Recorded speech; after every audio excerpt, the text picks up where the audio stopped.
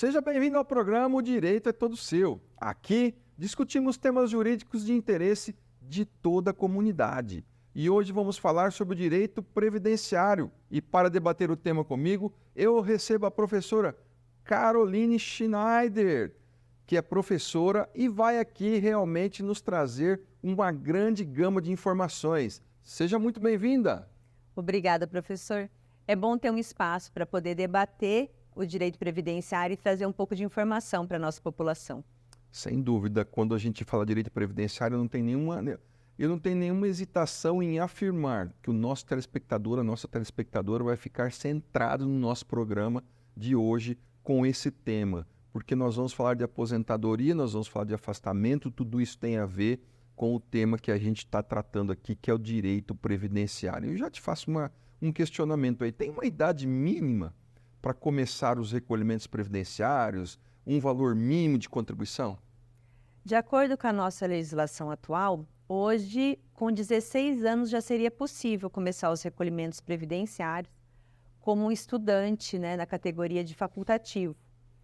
O valor mínimo poderia, se buscando o CRAS, um facultativo baixa renda, poderia ter um valor em volta de uns R$70, seria um valor mínimo.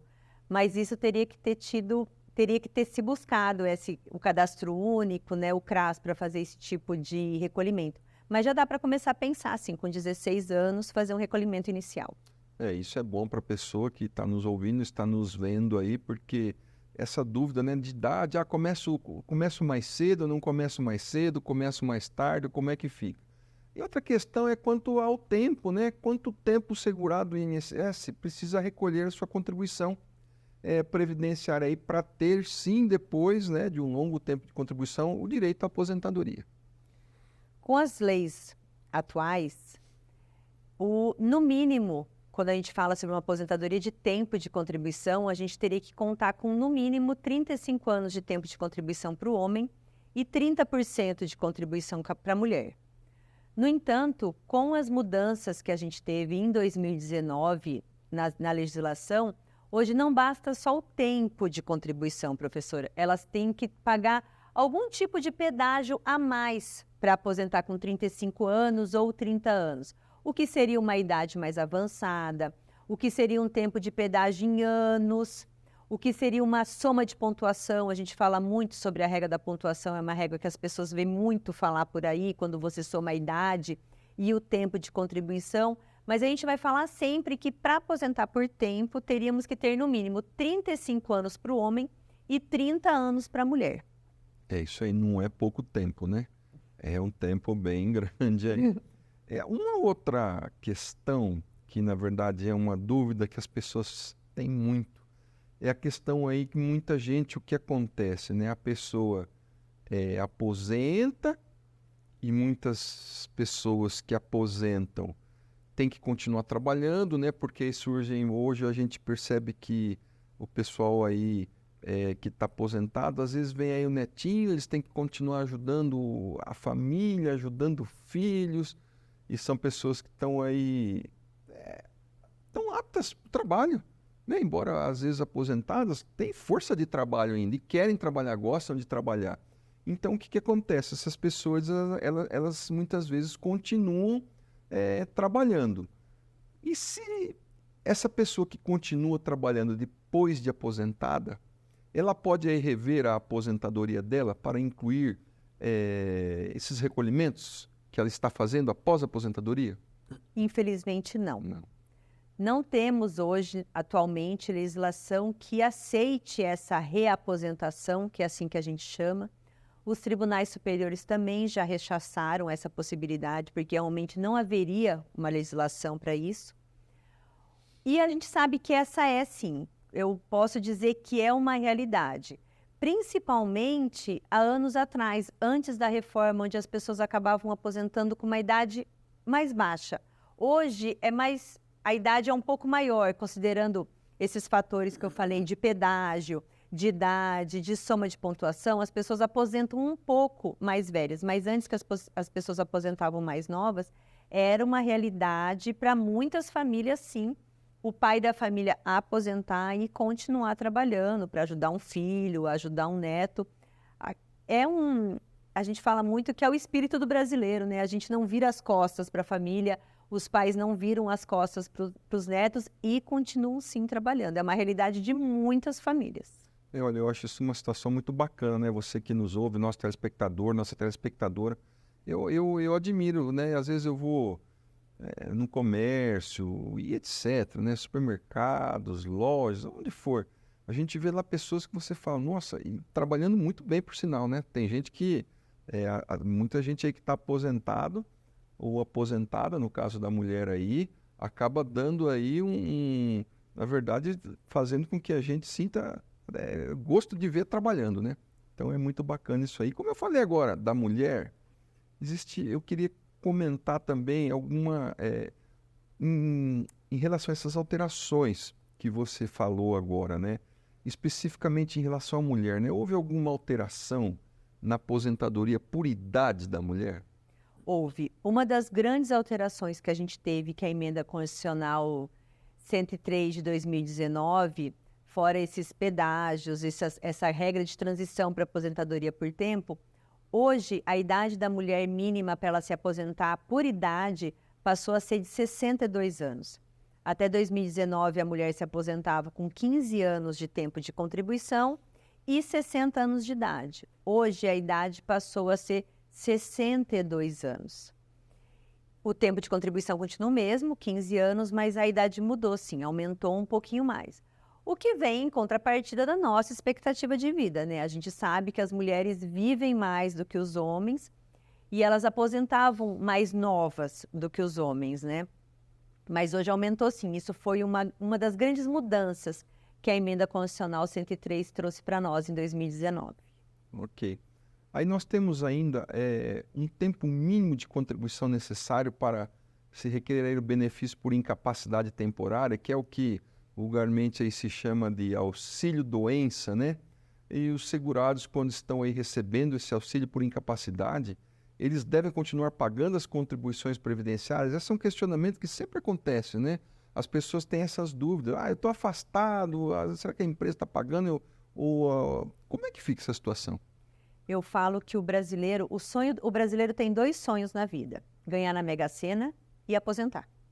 Então, se você conversar com uma pessoa, ela faz planos para a Mega Sena e faz planos para aposentadoria. Mas o brasileiro, ele não pensa, ele não se preocupa com o benefício por incapacidade temporária. Você precisa fazer uma cirurgia, você se machuca, você sofre um acidente. E essa é uma preocupação válida, porque você, a depender do risco social a que você é cometido, há necessidade de você ter no mínimo 12 contribuições pagas. Não dá para você ficar doente e correr atrás do INSS para fazer os recolhimentos. Você precisa estar com aquelas contribuições. Mas, como um povo muito alegre que a gente nunca pensa nesse tipo de coisa, né? A gente quer, né?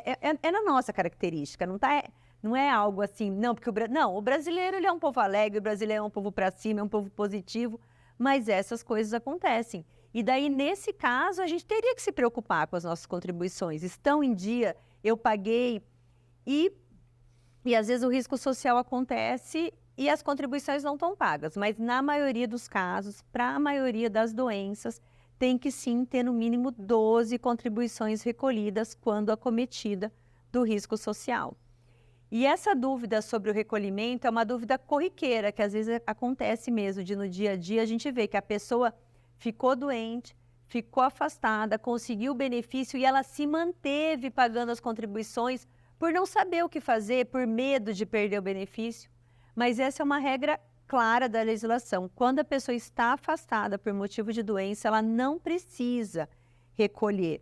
As empresas fazem, né? Porque fazem as informações via e-social, que encaminham para a Receita Federal, é diferente, mas aquele segurado que recolhe no carnê, seja no carnê de contribuinte individual, seja no carnê do facultativo, esse segurado, enquanto acometido desse risco social e enquanto afastado das suas atividades, não precisa continuar recolhendo as contribuições. Eu vou aproveitar isso que você falou agora e para reforçar, né? Porque o que ocorre?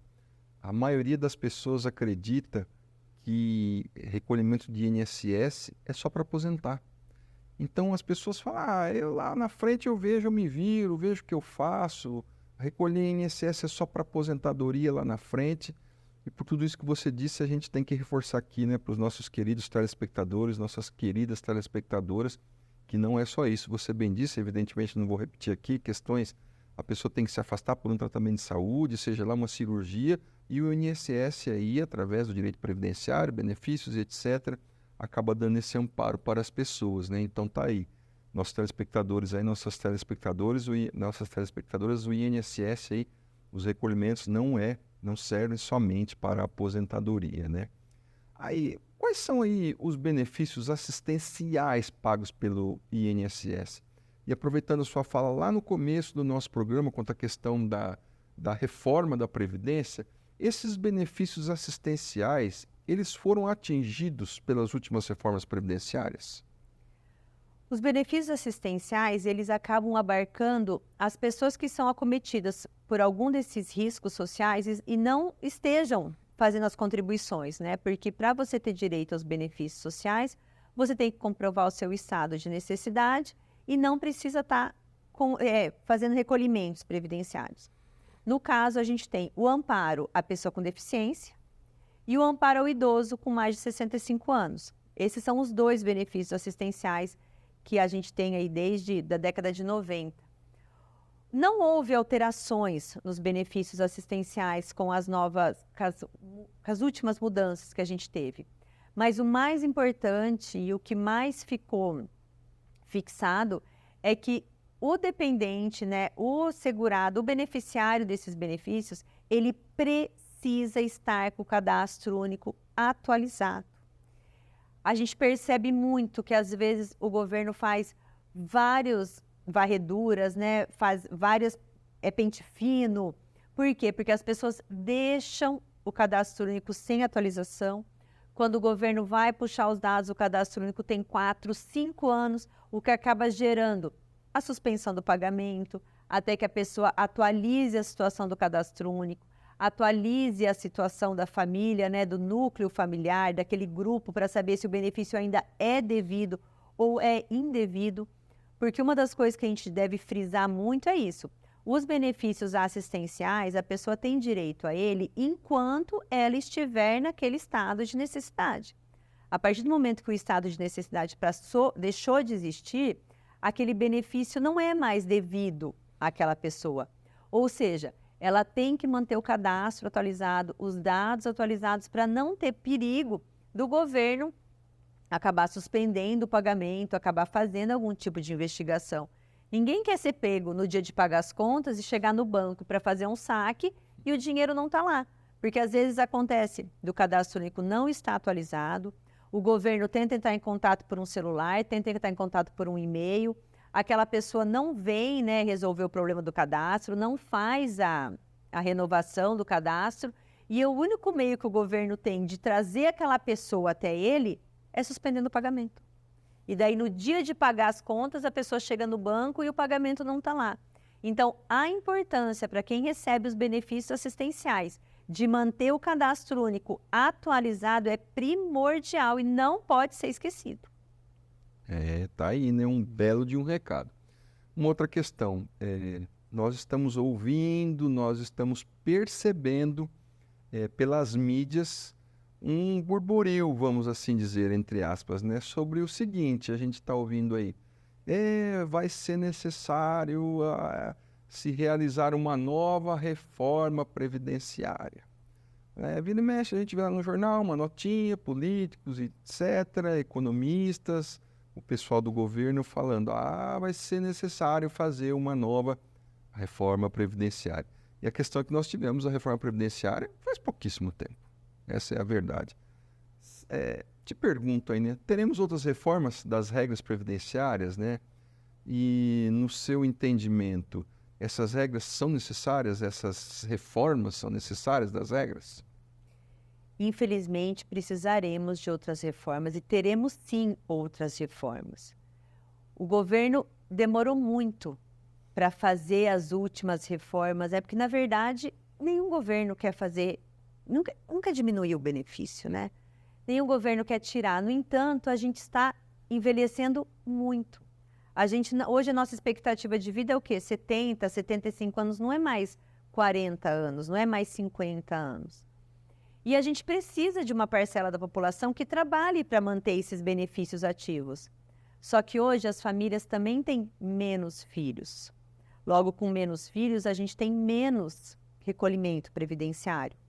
Ou seja, como é que a gente vai manter os benefícios ativos se os inativos recebem e a gente não tem aquele quantitativo de ativos para render aqueles benefícios, para fazer os recolhimentos? Então, a partir do momento que a nossa pirâmide mudou, porque a gente sabe que a nossa pirâmide mudou, ela não tem mais aquela base larga, há necessidade de reformas. A cada vez que a expectativa de vida fica maior, teremos que ter outras reformas para nos adequar à nossa situação econômica financeira. O governo ele tem que pensar que os benefícios que ele dá hoje, ele tem que conseguir pagar daqui 10 anos, daqui 15 anos. E aí, as pessoas falam muito, mas tirou esse benefício, diminuiu esse benefício. Então, mas é porque o governo viu que ele não tem condições de sustentar esse benefício daqui 10, 15 anos. Porque não é só dar o benefício hoje, é saber se ele vai custear isso amanhã. Então, infelizmente ou felizmente, porque a gente vive mais e todo mundo quer viver mais, então significa que sim, outras reformas virão e acredito que logo teremos outras reformas. No que a reforma vai se pautar mais, isso a gente não sabe, se vai diminuir benefícios, se vai aumentar a alíquota de custeio, mas que serão necessários outra reforma sim. E a gente vê isso todo dia, né? Na televisão falando sobre gastos, sobre excesso de benefícios. Então, infelizmente, outras reformas virão. É complicado, porque, na realidade, a questão previdenciária no Brasil nada mais é do que uma equação matemática, né? Como você mesmo explicou. Quem paga, quem recolhe, não quem paga, fala de forma diferente, quem recolhe o INSS hoje, né? O governo faz as contas e vê como é que fica para daqui 10 anos. Vou aguentar pagar? É como se fosse uma economia dentro da própria casa nossa, né? A gente sabe que o filho, vamos supor, é uma pessoa que tem um filho pequeno, ainda não está em idade escolar, e sabe que daqui 3 anos, vamos imaginar assim, 4 anos, 5 anos, essa criança vai para a escola, vai ter gasto de uniforme, vai ter gasto com merenda, vai ter gasto com caderno, vai ter gasto com um monte de coisa, então ele tem que começar a se preparar para enfrentar esses gastos lá na frente. E a questão do INSS, do direito previdenciário, não é diferente, né? É a mesma situação aí. Uma outra questão que eu tenho certeza quem está nos assistindo aqui, né? Muitas pessoas têm dúvidas sobre as suas contribuições previdenciárias, né? A pessoa fala, nossa, mas eu tenho certeza, os nossos telespectadores, as nossas telespectadoras aqui já estão falando, mas eu tenho um monte de dúvidas sobre, sobre as minhas contribuições, etc. Em síntese, o que essa pessoa deve fazer? Hoje o meio mais fácil de acessar os dados previdenciários é pelo aplicativo do Meu INSS. A gente sabe que no país a gente tem mais celular do que população, né? Muita gente tem 1, 2, 3 aparelhos de celular. É só ir até uma agência do INSS ou mesmo baixar o aplicativo, ele vai fazer algumas perguntas, a pessoa vai tirar uma senha e dessa senha ela consegue acompanhar a vida previdenciária dela. O que a gente percebe é que as pessoas só procuram o atendimento, só procuram saber das suas contribuições previdenciárias quando estão em idade para se aposentar ou quando acometidas de algum risco social. As pessoas, elas não mantêm atualizado a sua situação no INSS, sequer sabem se o empregador está recolhendo ou se elas mesmas estão recolhendo certo. Então, baixar o aplicativo, dá para baixar no celular, Meu INSS, faz a senha, se não conseguir responder as questões, dá para ir no INSS, o INSS dá uma senha original, a pessoa vai lá, troca por uma senha que depois vai ser a definitiva, acompanha os recolhimentos, o valor dos recolhimentos, dá para fazer simulação, fazer requerimento de benefício e fica muito mais fácil, né, de você manter a sua vida previdenciária em ordem, arrumar um cadastro, alguma coisa nesse sentido, tudo pelo celular. Tem uma outra questão aí, né? E é do meu convívio aí, meus amigos, amigas, a seguinte situação. Eu vejo muita gente que é autônomo, muita gente, mas muita gente trabalha de forma autônoma. E por incrível que pareça, essas pessoas, isso não é uma pergunta que me fazem, isso eu noto no meu dia a dia. Esses autônomos falam, não, eu sou autônomo, eu não vou ficar recolhendo INSS, por que eu vou ficar gastando dinheiro com o INSS? Mas isso é muito comum, não sei se você também já percebeu isso. As pessoas colocam em xeque qual a necessidade dela como autônoma de fazer o recolhimento de contribuições previdenciárias, recolher para o INSS. Muitos chegam a dizer assim, não, mas isso é para quem é empregado, eu sou autônomo, eu não tenho essa questão. A pessoa ainda fala assim, eu não preciso fazer o recolhimento para o INSS. A gente tem um tempo aqui de programa, um tempo de TV, eu gostaria o seguinte, que você falasse algo em relação a essa situação que eu te descrevi aqui. Na verdade, quem trabalha, quem tem uma atividade produtiva, primeiro que ela tem obrigação de recolher a contribuição previdenciária que decorre do trabalho, né? Então, não é uma opção. O que acontece é que o profissional autônomo, o governo não tem como fiscalizar aquela situação. Ou seja, é essa parcela da população que às vezes a gente percebe que acaba caindo no benefício assistencial. Porque quando você recolhe a contribuição previdenciária, e hoje, desde 2003, o Brasil tem uma política de inclusão previdenciária muito boa. Então, a pessoa pode, no caso do autônomo, ele pode abrir um MEI, que seria uma contribuição de 5%. Ele pode fazer um carnê e pagar via GPS, faz pelo próprio aplicativo, que seria uma contribuição de 11% do salário mínimo. E é claro, ele pode também recolher o nosso padrão, que seria o 20% do salário mínimo. Quando a pessoa faz o recolhimento, que ela se programa, a partir do momento que ela está aposentada, com os recolhimentos pagos corretamente, ela não fica nessa instabilidade, que é o benefício assistencial. Porque o benefício assistencial, ele é uma estabilidade. A gente sabe que diuturnamente o governo faz pente fino, o governo procura as informações e cada vez mais com o nosso CPF ele consegue saber quem mora dentro da nossa casa, quem não mora, e é cadastro único. A partir do momento que a pessoa se programa para fazer um recolhimento, e a política de inclusão previdenciária veio muito forte desde 2003, é uma das nossas características de governo inclusivo. A pessoa não tem por que ficar fora, não tem por que depender do assistencialismo do governo. Ela pode muito bem fazer as contribuições no valor que ela puder. Hoje, 5% do salário mínimo dá, em média, uma contribuição de R$70. Então, no intuito do quê? De não ficar desamparada, porque é aquilo que eu disse, professor, o brasileiro ele tem esse calor, né? O brasileiro tem essa alegria, então o brasileiro ele nunca vai ficar doente. Ele sempre acha que ele vai dar um jeito, porque é da nossa criação, é da nossa característica. Mas, infelizmente, não é assim, porque as coisas acontecem. E daí, às vezes, acontece alguma coisa, antes eu falei sobre um auxílio-doença, né?